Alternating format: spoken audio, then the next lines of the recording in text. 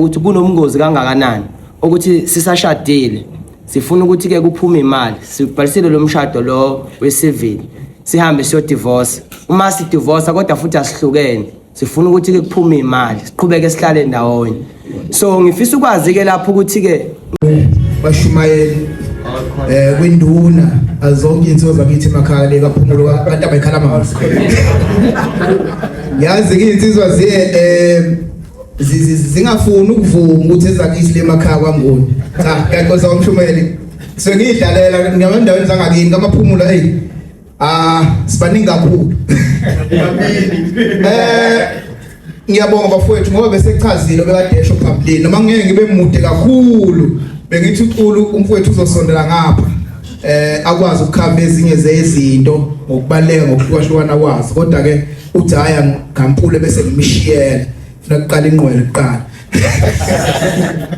cha bafowethu engizokuthinta nje kakhulu noma ngeke ngibe ningi ngiyazi izinsizwa ngoba iqoqa inhloso onqangi yazo ebechazele nabaphambili ukuthi imizi yobaba ivuke bafowethu siganwe sonke nami ngomunye wawujoyina uBhekuzulu engakaganwa kodwa ngihamba nezinsizwa singeseka ngaganwa nami siyabonga ke lokhu kodwa lokho ngoba iyona mfundiso kaShembe ngoba noma sihlangene sisonke la kodwa sonke ngoba silapha singabanazaretha ngaphansi konyazi lwezulu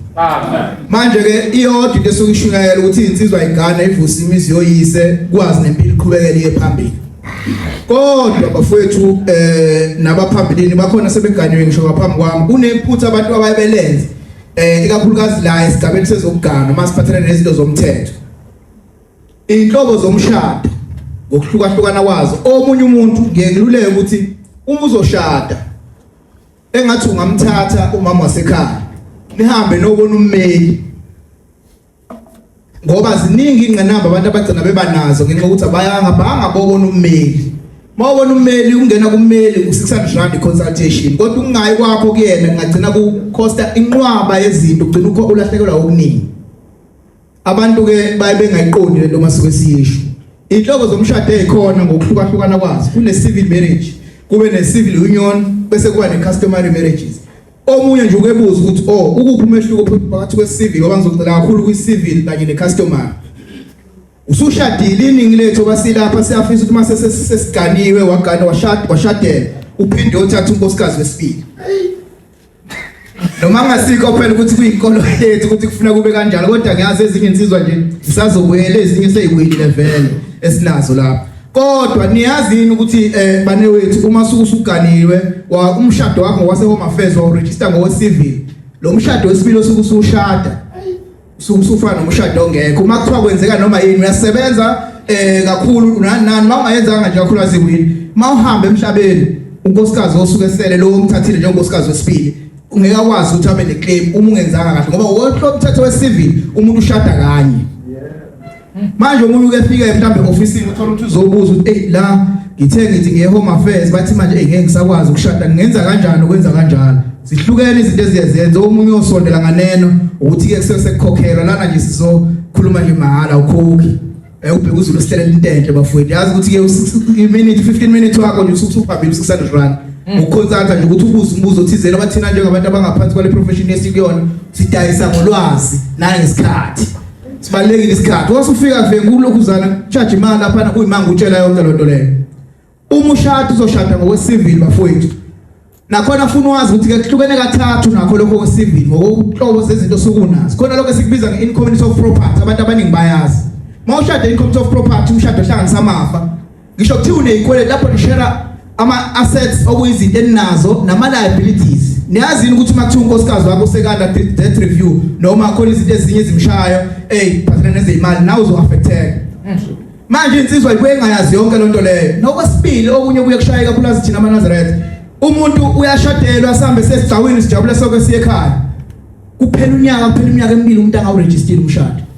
khona insizwa ngifuna ukukhuluma into zabantu vele ngenimazi owakwenza kusimanga sikanjalo waseshona unkosikazi mase shonela unkosikazi i-death certificate ke abaningi bethu siyazi yabhala ukuthi umuntu is married or widow or not married bhala ukuthi unkosikazi akashadile iphutha okufana ngabe elalenzwa abazali bethu uthina genge entsha sesiyayazi le ukuthi kufanele ngabe sesiyayenza umshado nje mase ushadile register umshado mawuregister futhi umshado wakho ngokwe-CV yazi ukuthi uhlobo luni lomshado ozoregister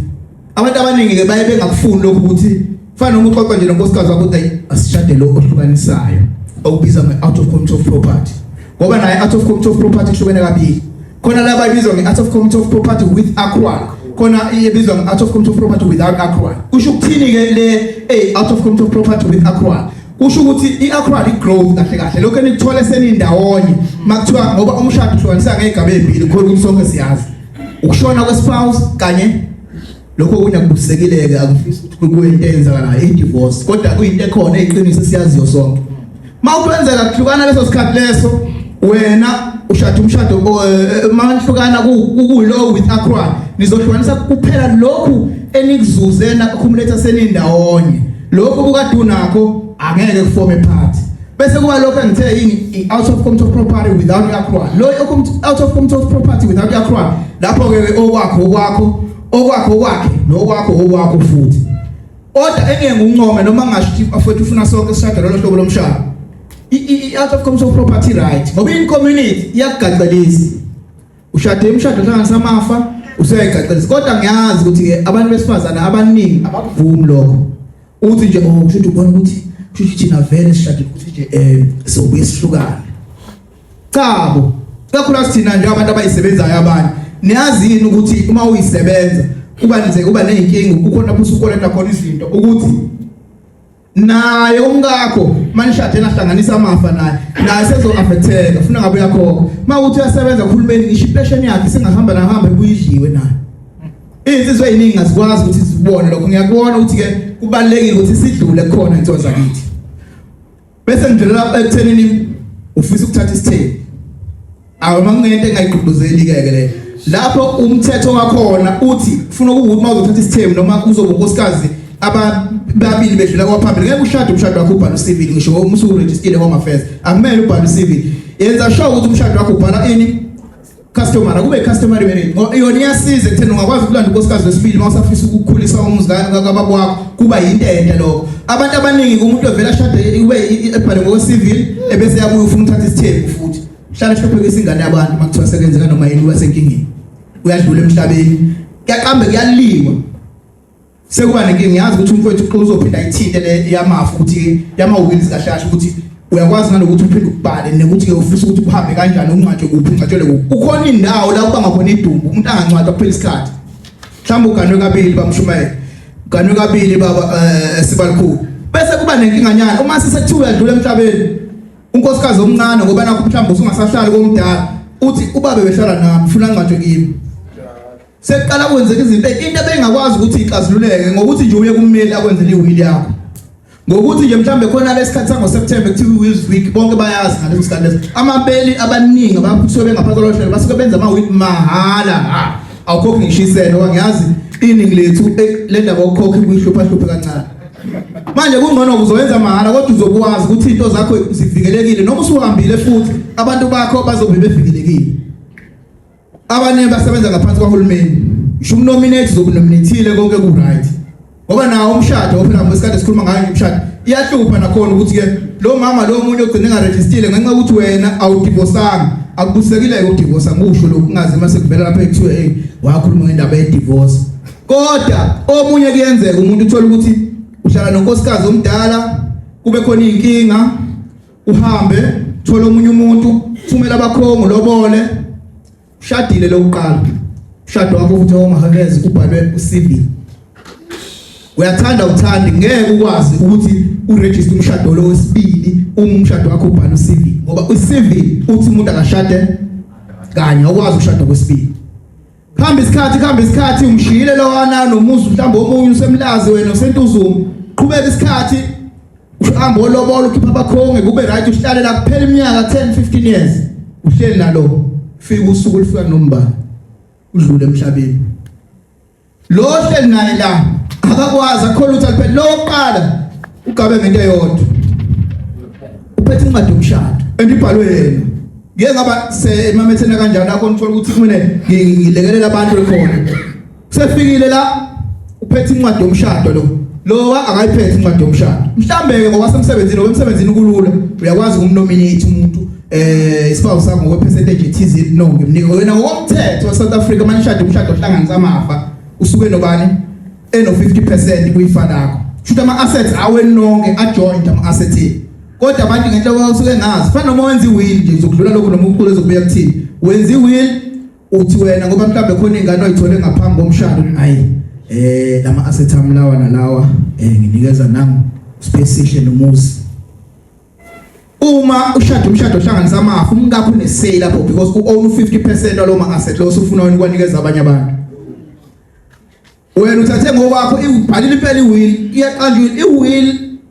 isize ekuthenini ke manishado umshado ohlanganisa amafa uyazi ukuthi into zakho ziyabani kodwa naye lo usuke ngazone zakhe ngokupheleleyo ngoba manishado umshado ohlanganisa amafa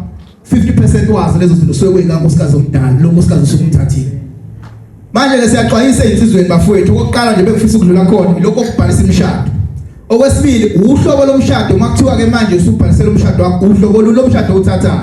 uma umuntu asazofuna ukuthatha umshado unkosikazi wesibili yazi ukuthi hayi no shuthi mina kumele ngene ku-customary ngiregister banenkinga akabafuni ukuthi ungene ku-customary kodwa ncenge kahle ngoba i-customary enye into ebuyihluphe ngisho e-Home Affairs nami ngathi ngobhalisa lapha bakubuza ngento eyiningi iphoyisa abazali bakho iphoyisa lo mshado uvela ubona undendendeke lo kanti la ku-civil thola ufakazi ababili befike nama ID yabo uqaqaqa yonke into iyaphuma umshado la kusafunakala iphoyisa lenishadisile thola mhlambe lile ubhalisa eNewcastle umshado washadile kaMaphungu ngoligibezuliselena yini cha manje ke kubalekile bafethu ukwazi izinto zisenesikhathi masukuhlela nje ngoba iningi lethu lapha linamakho lilobolile vele uyazini ukuthi nakho mhlambe leke nezo phambili usulobolile kanjalo into unkosikazi ofika namakuthiwa nje ulobolile manje uthi hey usuqala mhlambe uhlehla kancane ofika ephethe lobola letha to zakho zonke futhi uma ungayenzanga contract ye-ANC angisho ngokweqembu lepolitiki i-antenuptial contract oyibhalisa oyisayina ngaphambi nisayina lobabili nespouse sakho before ushade uma ungasayinanga yazi ukuthi automatically umshado wakho ungohlanganisa amafa usulobolile fola ngaphansi kwe-Customary Marriages Act 1998 kusola ngo-1998 nje abantu abashade ngomshado wesintu noma kuthiwa ulobolile wenzani kodwa kwakuthi bente ngayisayinanga i-antenuptial contract lo mshado wakho automatically u-income of property ulobolile ukashadela impela sawugiya kanje ngokwama requirement ngeke bona maningi ama-matters akangena umuntu kuthiwa khona no lo ngoba beselobolile inhloso bezikhona ama-requirements amaningi ukuthi ba-consentile ba-over 18 bamitha umshado mawamitha automatically usolobolile kunjalo unkosikazi wakho loyo naye usengakwazi makwenzeka noma yini useta futhi nihlanganisa umshado ohlanganisa amafa manje kubalekile ithoza ngithi ukuthi ke uma sesingenile sesiganiwe ngoba inhloso ngqange eqoqo ukuthi insizwa zonke ingane sazi singenani sifaka kephi nokuthi sithatha unkosikazi uye kummeli uyocela iseluleko sezomshado nichazele kahle nangesikhathi siningi nokwazi ukuba nemibuzo nalo ukuthi la kombe kwenza kanjani la kombe kwenza kanjani ukwazi ukuphendula kahle ngoba abantu abaningi kugcina begaqela beba nenkinga nje indlela ukuthi basuke bengabuzanga noma uyebona ukuthi ayisengilobolile ngiqedile kahle konke sekuhamba kahle kusele usuku bese uba nenkinga uqhuzuke uNkulunkulu akuthatha isikhathi ungakashadela lo useba nenkinga awuyenzanga iwill unkosikazi wakho yenza 250% uneyingane mhlawumbe ubuyitholile lezo ingane ayisathola lutho ngoba kuyenzeka ukuthi estate yakho ivele yakho noma less than 500,000 thola ukuthi unkosikazi donethatha yonke into makakhulukazi manishado umshado ohlanganisa amafa usazokhuluma umfowethu uNkulunkulu ngoba nezamafa nezama-finances nani kodwa kubalulekile into zakithi ngiyangicela mase ushadelo lungisa indaba yakho makumele umthathe nihambe nawe mama niye kumeli hambani kumeli niyazi ngeinhlobo zomshado ekhona yazi ukuthi ke makwenze kanje kuzokwenza kanjani makwenze kanje kuzokwenza kanjani ngoba abantu abaningi bagcina beba nenkinga ngenxa yokuthi ulwazi lo kanti ulwazi lishibhile bafowethu ulwazi uthola ukuthi ulwazi le obungalithola ngo-600 ubungawazi ukuthi useve kwey'ntweni ey'ningi ngiyajabula kakhulu bafowethu noma ngeke ngibe mude baningi abafowethu abanye abantu bazokuchaza kuyale phambili kodwa nje bengithanda ukuthi siqaphele kakhulukazi lokho ophathana nezemshado nezamafa uzokwazi khona bazolekelela kuloko kodwa nje lezo zomshado izona engeke ngayibona ngengidila kakhulu nazo zichaza ziba ney'nkinga endlela ey'ningi uzokwenza ube nenkinga kungcono umuntu oba senkingeni engenalo ulwazi ngadumala nje esikhathini ezizayo uthola ukuthi umuntu obekhona la simchazela ngalento wangazi kuwuphusela ukuchaza kumahala nga aphinde futhi angene ephutheni angene esikhaleni sokuthi umshado mhlambe angeke ngithi uhlanganisa amafa kodwa kona uhlanganisa amafa uqaphelisise kahle ngoba hayi ngoba uvikela wena kuphela uvikela nayo akwakho ngoba makwenzeka noma yini akuyena futhi ugcina kuba nenkinga cha ngizoza ngithi ngizokuba mude bengichaza ukuthi ngizoba mfishane kahle la kuningi abasazongena basidela nezinto eziphathana nama finances sibone kusukela lapho usazongena umfowethu uqulu khuluma ngeza mafa nani nokunye kodwa nje bengicela ukuthi ngedele ngezansi makhona imibuzo ekhona abanye ngenxa yesikhathi esincanyana kukhona abazoba nemibuzo phambili okay noma mhlambe nizoyicover yonke imibuzo masiqeda mhlambe nomfowethu sengenile noma nizophuza kodwa mangiqeda mina bese kuba khona sivule imibuzo manje mabekhona abanemibuzo ukuze ingagcini sekukuningi kakhulu. Okay cha abaphethe lapha bathi singayibuza imibuzo makhona imibuzo ekhona ayithiwa kithi ningakhuleka mhlambe khona ungakhavelekanga sokwazi ukuthi umuntu akuphendule bese siyabona kusukela lapho ke bawo mshumayeli bonke ba endaba khane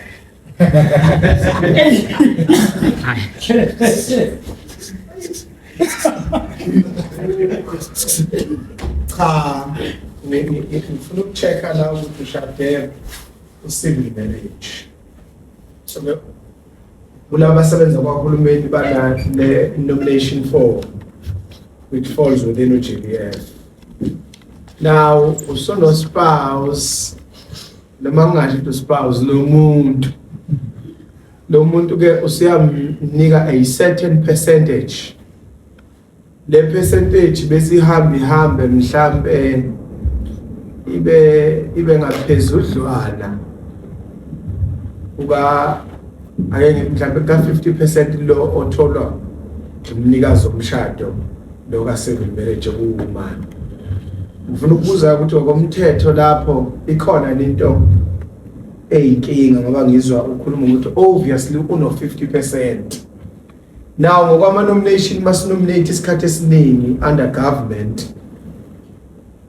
Siphinde siba nominate futhi kanti uvela uno 50%. Angazi noma my question is clear but into ila khona unkosikazi usunominatile wena ni civil marriage usunominate spouse kodwa usena ama percent amaningi yakwazini ukuchallenge lokho unkosikazi bese ukuthi okwesibili into ethi angima ngakufaka kwesibili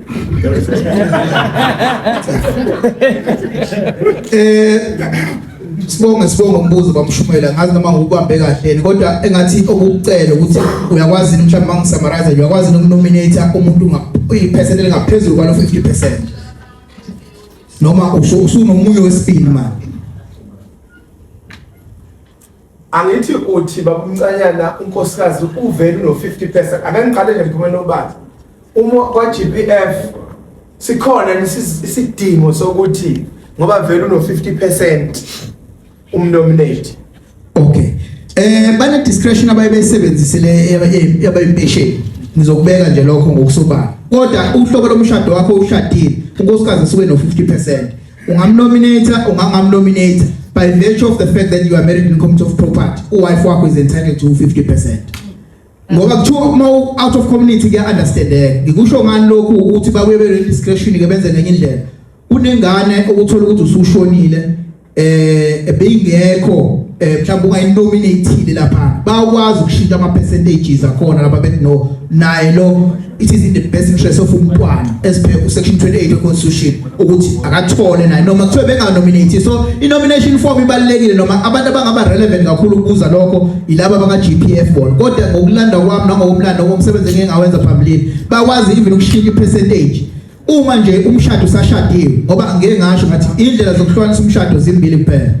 i-divorce noma ukushona kwespouse isona so bona ngokwabo mayifika lo muntu ephethe incwadi yobhaliwe ucivil ukuthi ushadile futhi lokho kusitshela ngokusobala ukuthi ushade umshado ohlanganisa amafa uwife ku-entitled to 50% kodwa ngokwama kushintsha kwama percentages uyakwazi makwenzeka i-divorce mhlawumbe siyesuwenze nje lapho bakwazi abantu ukureacha i-settlement agreement la uthola ukuthi noma kuukuthi ufuna ngabe uthola 50% athi kodwa no mhlawumbe ma negotiate kahle naye athi no ngicela ukuthi ngithathe udate kwimpression yakho noma athi no masithi 37 ngeke ngeke bakhona imetha abantu bemsebenza kamasipala lapho na bedivorce kodwa sebesetlish wathi omunye ngoba umuntu usuke no sacrifice lokho nalokho kodwa ngithola okuningi la anganginiki u50%, cela ukuthatha u80%. Uyakwazi ukwenza kanjalo. Kodwa nabo labantu laphansi banesigungu sabo phela bepension nabo. Singixole besigungu cha. Bahlale phansi bebona ukuthi no is it lokho abavumelana ngakho kuyinto ekhona yini kahle bese bekwazi ukuthi bekhiphe nezwe khona. Kodwa nje manje sashadile income of property futhi wife is entitled to u50%. Umthetho usho kanjani ngazi ukuba umshumela uphendulekile yini. Sekubuza ecela baba ngoba indlebe yiningi. Sibonge baba Shumela cha insizwe ezinye zivumelekile ngadlulela phambili bafowethu makhona imibuzo kakhulu lezi eziphathelene nemishado singakwazi ukudlulela phambili makhona umbuzo omunye khona. Hayi oh baba Shobane ngathi isandla siphezulu.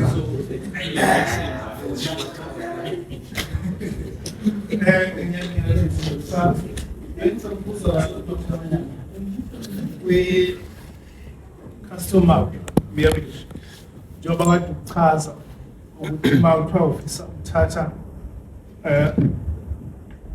umakoti abangaphezulu ka-2 abangaphezulu kwa-1 nanti ngihluthe ukuthi ushiye ukuthi kufuneka lokuzani kufuneka iphoyisa nani ukuchazile kodwa bengicela ukuza ukuthi kuwona affect lawyer osekuqaleni ucivil out noma in committee of property ngicela ungichazela nje ngo-customer customer kusukela ngo-1998 kunomthetho wamashobane okwathiwa i-Recognition of Customary Marriages Act. Uma kuwukuthi lowo mshado we-customary uregistile impela kodwa ngaphambi kokuregister bungasayinanga lento engithe i-ANC okuyi-anti-nuptial contract, automatically umshado wakho we-customary u-in community of property. So uzokwazi ukuthatha amakhosikazi amaningi kodwa unkosikazi wakho usuke no-50%. Kodwa ke khona into engifuna ukuyidlulisa lapha bengadlulanga kuyona ekuqaleni bafowethu umashobane oservice obunye. Noma uthatha lo nkosikazi wesibili, unkosikazi wokuqala still kusamele anikeze i-consent bafowethu.